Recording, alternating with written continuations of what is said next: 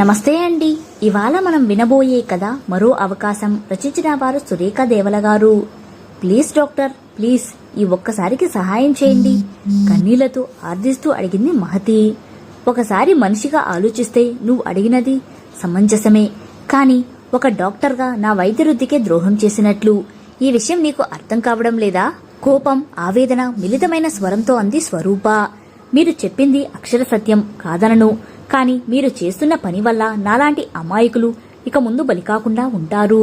వాళ్ళనలాగే వదిలేస్తే ఏ ఆడపిల్లని వదిలిపెట్టరు. అటువంటి వారిని వారి పాపానికి వారే పోతారు అన్నట్లు వదిలేయడం ఎంతవరకు సబబు? నచ్చజెబుతున్నట్లుగా అంది మహతి. స్వరూప ఆలోచిస్తున్నట్లు ఉండిపోయింది. ప్లీజ్ డాక్టర్, కాదనకండి. వారికి తగిన శిక్ష వేయాలంటే మీరు నాకు సహాయం చేయక తప్పదు. ఈ విషయం ఎప్పటికీ మన మధ్యే ఉంటుంది, వేడుకున్నట్లుగా అంది మహతి. సరే కాని నువ్వు చాలా రిస్క్ తీసుకుంటున్నావు. ఒక్కదానివే వాళ్ళని ఎదుర్కోగలవా? సందేహంగా అడిగింది స్వరూప. అవన్నీ నేను చూసుకుంటాను, మీరు ఒప్పుకున్నారు, నాకు అంతే చాలు అంటుండగానే దుఃఖం కంఠానికి అడ్డుపడడంతో ఆగిపోయింది. స్వరూప తన సీట్లో నుంచి లేచి మహతి దగ్గరకు వచ్చి ఓదార్పుగా మహతి భుజాన్ని తట్టింది. కొన్ని రోజుల క్రితం జరిగిన విషయాలన్నీ గుర్తుకు వచ్చాయి ఇద్దరికీ. కొన్ని రోజుల క్రితం అప్పటి వరకు బాగానే ఉన్న మహతి భర్తకు డాక్టర్లకు సైతం అంతుపట్టని జ్వరమేదో వచ్చింది. ఎంతమందికి చూపించినా తగ్గినట్లే తగ్గి మళ్లీ తిరగపెడుతుంది. రోజురోజుకు మనిషిలో ఓపిక తగ్గిపోయి మంచం మీద నుంచి లేచే శక్తి కూడా లేనట్లు అయిపోయాడు. అతనిది ఏదో చిన్న కంపెనీలో ప్రైవేట్ జాబు కావడంతో ఉన్నంతలో పొదుపుగా సంసారంలో ఏ లోటు లేకుండా చూసుకునేది. ఇప్పుడు అతను లేవలేని స్థితిలో ఉండడంతో ఆ చిన్న ఉద్యోగం పోయింది. 10 ఏళ్ల కూతుర్ని భర్తకు తోడుగా పెట్టి తను ఏదైనా పని వెతుక్కోవడానికి వెళ్ళింది మహతి. 2-3 ఇళ్లలో వంట మనిషిగా పని దొరికింది. ఒక కుటుంబం భార్యాభర్తలు ఇద్దరు ఉద్యోగస్తులు కావడంతో ఉదయాన్నే వెళ్లి వంట చేయాలి. మరొకటి బ్యాచిలర్స్, ఇంకొకరు 57 ఏళ్ల అతను ఒంటరిగా ఉంటాడు. ఓ 15 రోజులు బాగానే గడిచాయి. ఒకరోజు పాప నేను నీతో వస్తానమ్మా అని మారం చేయడంతో భర్తకు అన్ని దగ్గరగా అమర్చి పాపను తీసుకుని పనికి వెళ్ళింది మహతి. అందరూ పాపను ముద్దు చేసేవారు. వారానికి 3-4 రోజులు పాప వస్తూ ఉండేది మహతితో. అలా వెళ్ళినప్పుడు ఒకరోజు చివరిగా వెళ్ళినా ఇంటిలో వంట చేస్తుండగా పాప గట్టిగా ఏడవడం మొదలుపెట్టింది. మహతి కంగారుగా ఎక్కడివక్కడే వదిలేసి పరుగున వెళ్ళింది. ఏమైందమ్మా అడిగింది పాపను దగ్గరగా తీసుకుని.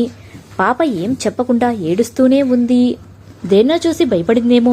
ఇలా రా బంగారు అని పిలుస్తున్న మూర్తిని భయంగా చూస్తూ అమ్మను మరింతగా కరుచుకొనిపోయింది. అంతే అయి ఉంటుంది సార్ అని పిల్లను కూడా వంటగదిలోకి తీసుకుని వెళ్లి పని ముగించుకుని బయటకు వచ్చింది. గేటు వేసి తమ ఇంటి వైపు దారి తీస్తుండగా ఒక అమ్మాయి అక్క అని పిలిచింది. ఎవరు అన్నట్లు చూసింది మహతి ఆమె వైపు.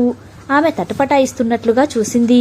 ఈలోగా మూర్తి బయటకు వస్తూ ఉండటంతో ఆమె వడివడిగా వెళ్లిపోయింది భయపడుతున్నట్లుగా. ఆమె వైపు చిత్రంగా చూసి ఇంటికి వెళ్లిపోయింది మహతి. ఆ రోజు సాయంత్రం మూర్తి మహతి వాళ్ళ ఇంటికి వచ్చాడు. అతన్ని తమ ఇంటి దగ్గర చూసి ఆశ్చర్యపోయింది మహతి. ఇటువైపు పని ఉండి వచ్చాను. నీ భర్తకు ఆరోగ్యం బాలేదని చెప్పావు కదమ్మా, ఒకసారి చూసి వెళదామని వచ్చాను. నాకు తెలిసిన డాక్టర్లు ఎవరికైనా సిఫార్సు చేద్దామని అన్నాడు. అతను చూపిస్తున్న అనువంత ఆదరణకు ఆమె ఉప్పొంగిపోయింది. చిన్ను, నీకోసం చాక్లెట్ తెచ్చాను, రా నాన్న అంటూ పిలిచాడు. రాను అన్నట్టు తలూపింది పాప. ఇదిగో నీకోసం బొమ్మ తెచ్చాను అంటూ ఓ అందమైన బొమ్మను చాక్లెట్లను చూపించేసరికి హుషారుగా దగ్గరికి వచ్చింది పాప. ఎందుకు సార్ ఇవన్నీ? మొహమాటంగా అంది మహతి. నా మనవరాలిలా అనిపించిందమ్మా, కాదనకు అన్నాడు. అతని ఆత్మీయతకు కళ్ళు చెమ్మగిల్లాయి మహతికి. రోజు మూర్తి తినడానికి ఏదో ఒకటి ఇస్తూ ఉండడంతో పేచీ పెట్టి మరీ వచ్చేది పాప. మూర్తి కూడా ప్రేమగా చూసుకుంటూ ఉండడంతో తీసుకుని వెళుతూ ఉండేది మహతి. ఆ రోజు అలాగే పాపను తీసుకుని వెళ్ళింది మహతి. మూర్తి మీద నమ్మకం కుదరడంతో పనంతా అయ్యే వరకు పాపను గమనించట్లేదు. పనంతా పూర్తి చేసుకుని పాప కోసం చూస్తే లేదు, మూర్తి కూడా లేదు. ఇద్దరూ బయటకు వెళ్లారేమో అనుకుని వాళ్ల కోసం ఎదురు చూస్తూ బయట గేటు దగ్గరే నిలబడింది. ఈలోగా ఇందుకు ముందు ఓసారి పలకరించిన ఆ అమ్మాయి కనిపించింది. మహతిని అక్కడ చూసి గబగబా దగ్గరకు వచ్చి అక్కా, పాపెక్కడా అని అడిగింది ఆందోళనగా.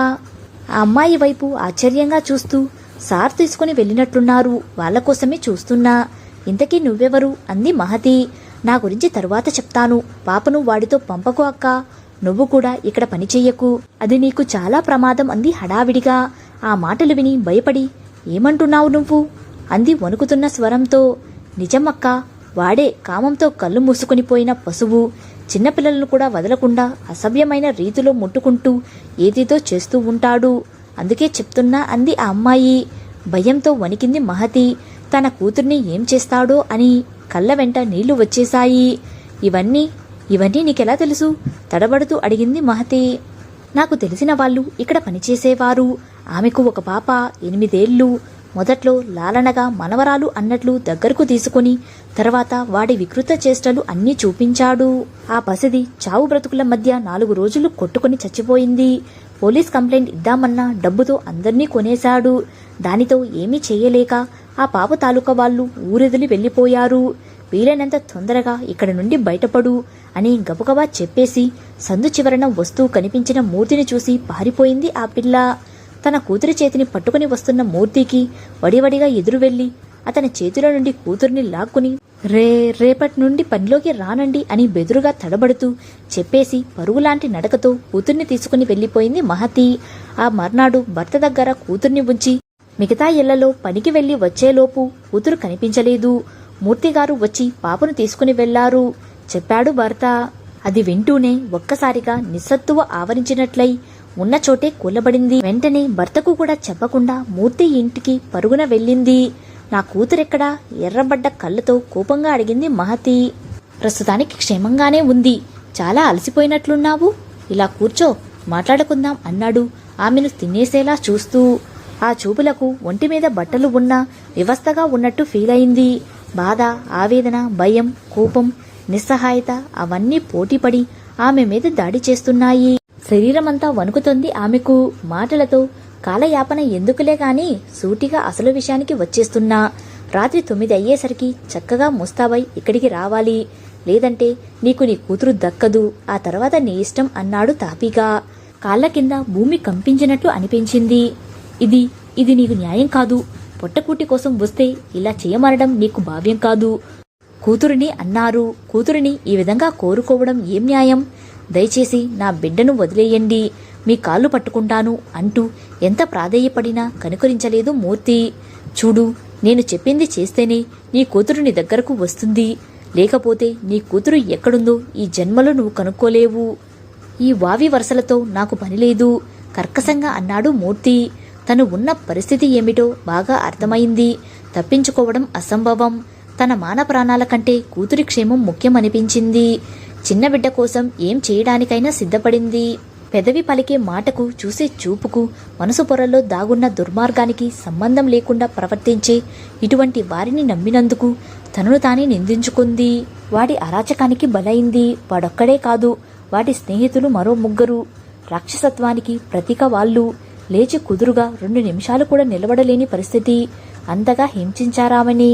కూతుర్ని తీసుకుని బయటకు వచ్చింది. బలవంతంగా అడుగులు వేస్తుంది ఇంటి వైపు. తల్లి స్థితిని చూసి భయపడుతున్న కూతుర్ని దగ్గరకు తీసుకుని నడుచుకుంటూ వాళ్ళ ఇంటికి దగ్గరలో ఉన్న ఓ క్లినిక్లోకి వెళ్ళింది. అక్కడి డాక్టర్ స్వరూపకు మానవత్వం ఉన్న డాక్టర్గా మంచి పేరు ఉంది. మహతిని చూసి ఏమీ అడగకుండానే ట్రీట్మెంట్ మొదలుపెట్టింది. ట్రీట్మెంట్ చేస్తుంటే తన ప్రమేయం లేకుండానే కళ్ళ వెంబడి నీళ్లు కారిపోతున్నాయి. అంత దారుణంగా అత్యాచారం చేశారామెను. గాయాలన్నిటికీ మందు రాసి ఇంజెక్షన్ చేసి అవసరమైన మందులు ఇచ్చి ధైర్యం చెప్పింది. విరక్తిగా నవ్వుకుంటూ ఇంటికి వచ్చింది. నిద్రమాతలు మత్తులో ఉన్న భర్తని చూసి గుండె బరువెక్కింది. ఈ జీవితం మోయక తప్పదు, చావలేక బ్రతకాలి తప్పదు అనుకుంది. ఓ 2 నెలల్లో శరీరానికి అయిన గాయాలు పూర్తిగా తగ్గాయి. మనసుకు అయిన గాయానికి మాత్రం మందు లేదు. అంతకత్తకు మనోవేదనతో పెరుగుతుంది తప్ప తగ్గుముఖం పట్టడం లేదు. బయట పనికి వెళ్లి ఇంటికి వచ్చేసరికి కూతురు కనిపించలేదు. భర్తను అడిగితే ఇప్పటి వరకు ఇక్కడే ఆడుకుంటూ ఉందే అన్నాడు కంగారుగా. మీరు కంగారు పడకండి, నేను చూస్తాను అంటూ భయాన్ని దాచి ధైర్యం చెప్పింది. చుట్టుపక్కల అంతా వెతికినా కనిపించలేదు. ఈలోగా ఫోన్ రింగ్ అయింది. మరొక్కసారి నువ్వు కావాలి, నీ కూతురు మా దగ్గరే ఉంది. అతి తెలివి చూపించకుండా వెంటనే రా అని మూర్తి కాల్ చేశాడు. ఈసారి ఏడుపు రాలేదు మహతికి. ఏదో తెలియని తెగింపు వచ్చింది. వెంటనే డాక్టర్ స్వరూపను కలిసి తన అనుకున్నది చెప్పి బతిమాలి ఒప్పించింది మహతి. మరో అవకాశం వాళ్లకు ఇవ్వకూడదు అని బలంగా అనుకుంది. ఇది నీ చీరకు, జాకెట్టుకు, తలకు రాసుకో. వాళ్ళు ఓ 2 గంటల వరకు స్పృహలో ఉండరు. అప్పుడు ఏం చెయ్యాలో నేను చూసుకుంటా అంటూ ఏదో ఇచ్చింది స్వరూప. సరేనంది మహతి. స్వరూప చెప్పినట్లుగానే చేసి ఆ నీచుల దగ్గరకు వెళ్ళింది. ఒక అసహాయ స్త్రీని, అందులోనూ అందంగా ఉన్నామెను తన గుప్పెట్లో పెట్టుకున్నందుకు పొంగిపోతూ బాటిల్స్ మీద బాటిల్స్ ఖాళీ చేస్తున్నారు. ఆ మత్తులో మహతి దగ్గరకు చేరిన నలుగురు స్పృహ లేకుండా పడి ఉన్నారు. వాళ్ళు అలా పడగానే అప్పటి వరకు దాచుకున్న ఫోన్ తీసి స్వరూపకు కాల్ చేసింది. ఈలోగా ఇల్లంతా వెతికేసరికి స్టోర్ రూంలో కింద పడి కనిపించింది కూతురు. వెంటనే దగ్గరకు వెళ్ళింది. ఈలోగా డాక్టర్ వచ్చింది. పాపను చెక్ చేసి ప్రమాదం లేదని చెప్పి ఆమెను స్నానం చేసి రమ్మని వేరే బట్టలు ఇచ్చింది. ఆ మందు ప్రభావం తమ పైన పడకుండా మహతి ఫ్రెష్ అప్ అయి వచ్చేసరికి ఆఖరి వాడికి ఏదో ఇంజెక్షన్ ఇస్తుంది స్వరూప. డాక్టర్, అంతా మనం అనుకున్నట్లే జరుగుతుందా? ఆందోళనగా అడిగింది మహతి. ఖచ్చితంగా 24 గంటల్లో వాళ్ళు నరకయాతన అనుభవించి మరీ చస్తారు. ఇంకో 10 నిమిషాలలో ఇది పనిచేయడం ప్రారంభిస్తుంది. ముందుగా నోటి మాట పడిపోతుంది. తర్వాత కాళ్ళు చేతులు సహకరించవు.